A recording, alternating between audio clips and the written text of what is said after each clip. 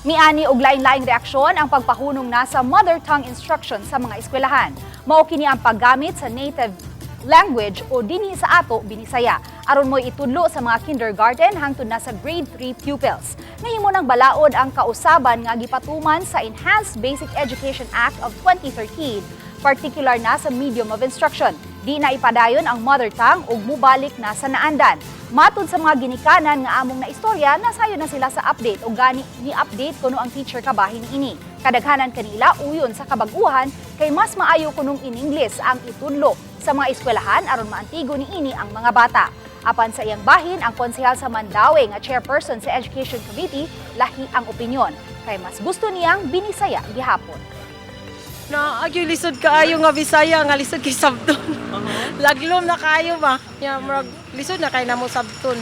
Kay wala biya namo nga ginagamit. Mas nindot yung tong English kay mas makaton si. Mas nindot magiga ng English kaya para ang utok sa bata mura mo kuan siya ba.